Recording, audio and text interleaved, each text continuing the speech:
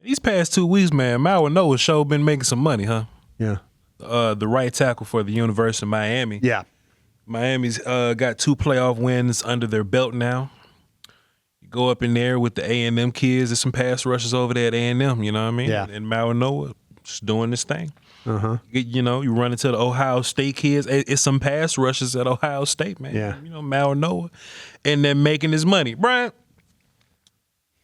let's break down Francis Mauigoa. I kicked off Voch. I'm going to ask you this.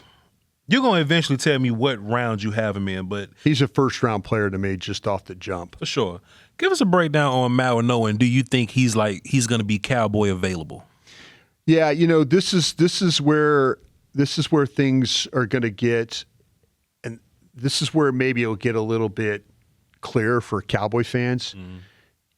I think he will be available, but I'm saying this in a way that Dallas needs to take care of free agency. Yeah. This picking Mauigoa means I had a good offseason in free agency. It means I got a corner, another corner. I got a pass rusher. I got a safety. I got another linebacker. I got 2 of maybe I doubled up at a position, but I went out. I signed Pickens. I got flexibility. Yeah. I think it's going to be really difficult. I would not be surprised, though, if Mauigoa, Miami tackle, right tackle on is one of the better players on their board when it comes down to when they're picking it, say 14. They like players like him. This to me, this kind of fits into your drafting linemen at a certain level. Mm-hmm. When you wait to late, O-line tax. Yeah. Yes, sir. It's a problem. When you go high, it tends to work out pretty good for this group. But this guy is this guy's been a starter since he's a true freshman at Miami. He's got all the physical tools. He's 6'6", he's 315, the body control, the balance. He plays from a 2-point stance the majority of the game. He's an explosive athlete. Rare you find him on the ground. Movement skills are top shelf. He gets in position quickly. He does it with ease. He's got violent hands. He can deliver a big-time punch off the snap. He can create leverage quickly. He doesn't get knocked back, off balance. It's a natural knee bender the way he plays. He's got the anchor strength. And I think he's got the ability to mirror as a pass blocker. He is one of those guys. If there's sometimes, though, if you want to give a weakness to him, there's sometimes where he ends up over the tops of his feet and he gets a little overextended. I mean, he's not going to be on the ground, but you could tell that his balance is off a little bit that way. That's really the only thing that I saw that was really troubling to me was there's sometimes that aggressiveness gets him a little bit over his feet, but the feet and the footwork lead me to believe he could be a potential left tackle too. I think this guy, he plays right tackle, but I think he's got the temperament, the makeup, the body type to be able to maybe play left tackle for you as well. I watched him play against Notre Dame and SMU and was super impressed by the way he was playing. Bryan, he's what I like, man. Yeah. That's my type, man. Yesterday you was talking to me about aesthetics. Yeah. Or the day before whenever we was working. Yeah. We work a lot here. I don't know what that was. You was asking me about aesthetics. Yeah. What that means. Man, Bryan, this kid fits my eye, man. Yeah. Nothing makes me more excited than a good size, good movement ability, right, and you strong. Yeah. Bryan, strong matters to me. Think about Tyler Guyton and some of the things that we were dealing with him. Yeah. Tyler Guyton had horrible technique, but he wasn't strong. Yeah. And power can help you when you have bad technique. Now, Mauigoa, I don't think he has the greatest technique in the world. Mm-hmm. If you look at our right tackle from Utah, right? Yeah. I think he's a more refined technician. Yeah. Mauigoa's not all that refined of a technician. But you don't really see him lose because of that. Because he's strong as hell and he's always in position. He moves well and he's strong as hell. So, of course, when he gets to the league, he's going to need a little coaching. If he was technically refined, Bryan, he's a guy that can go first overall. Sure. He's one of those type of offensive linemen. You know what I'm saying? Because of the size and the power and the athletic ability. As a run blocker, Bryan, just watch him pull. Yeah. Watch him pull and thump people. Watch him get out in space. He's looking to finish people. Watch him down block, Bryan. Mm-hmm. If they pulling this way and Mauigoa got to down block somebody that way, he's trying to take you all the way off the film in that direction, Bryan. Nasty. Finishes his blocks, gets up to the linebackers, try to whoop and destroy them. Yeah. They run screens. He get out on screens and try to hurt people, Bryan. Like I said, the only down I got on him, and this is really me nitpicking, trying to find something about him, Bryan, is pass blocking with the hands. Yeah. It may get a little high.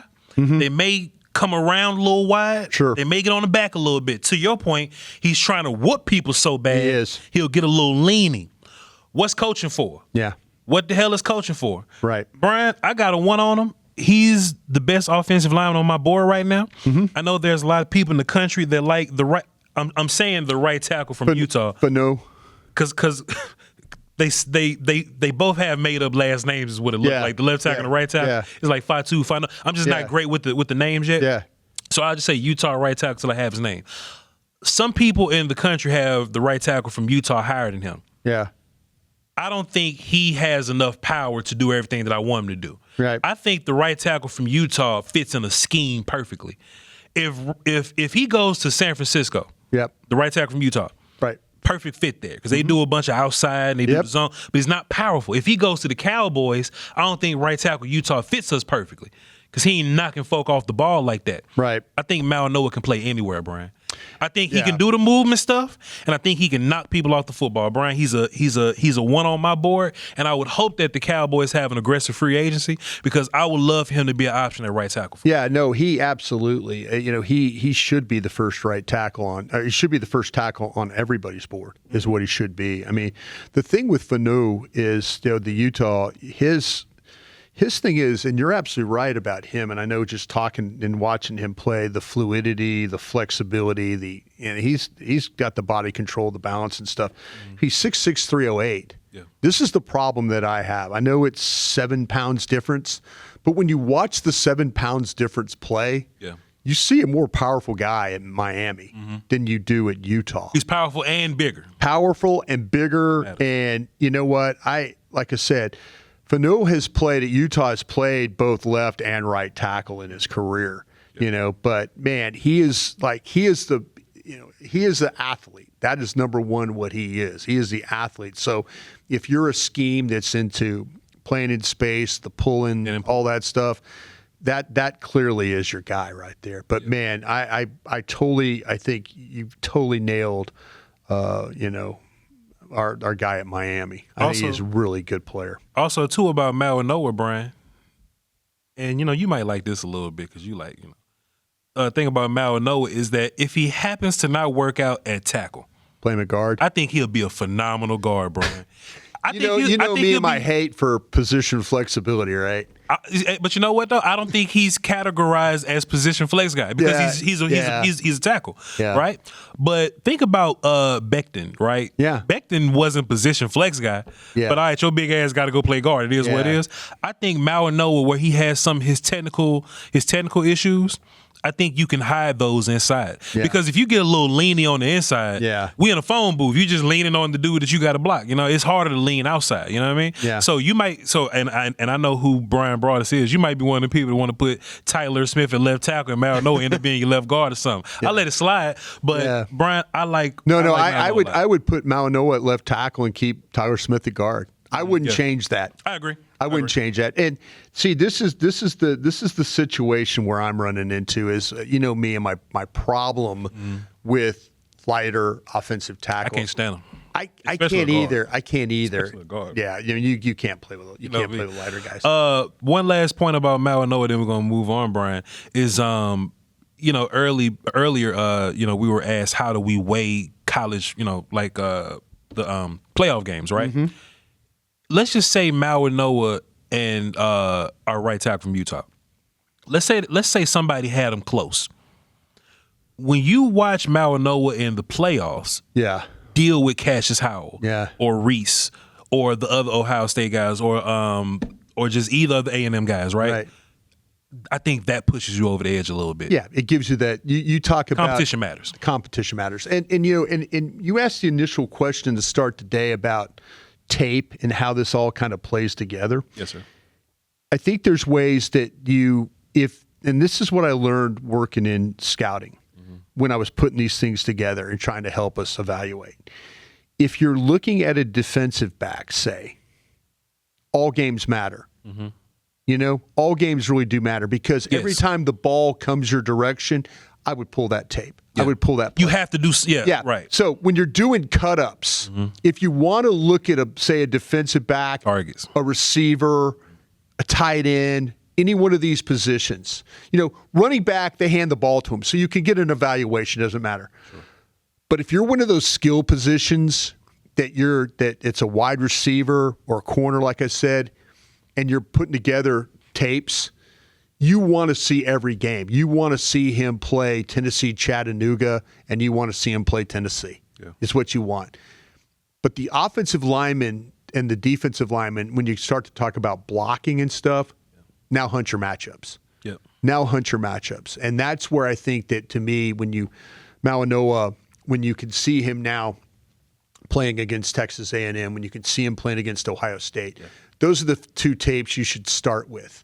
And then from that point on, go back and then start trying to find, okay, where's some other teams that have quality, you know, defensive linemen? You know, is there a Notre Dame involved? Is there a Clemson involved? Yeah. You know, that's where for offensive linemen. But for secondary guys and for wide receivers, watch them all. Watch them all because you're going to see targets. If you got an interception versus Grambling, I can still see your ball skills, ball tracking, you finding the football, you looking back. It's versus Grambling, but it's more so you finding football. Finding the football. Watching the offense, watching Mauigoa versus a Grambling edge doesn't help you at all. Doesn't help you at all. Yeah. But what helps you is these playoff games and stuff. And I totally agree with you. Listen, I'm not going to sit here and act like that. Because Ohio State lost that Reese or Sonny Styles or Downs or McDonald is any worse. I mean, come on, man. They asking us, Brian. Somebody hit me and was like, "Hey, Voch, is Arvell Reese still your best player on your board, Brian?" Yeah. Because the large body of work matters to me. It absolutely does. Large body of work. Yeah, I mean, these kids have played 14 games now. Yes, sir. Those things all do matter. Yeah. All right, Brian.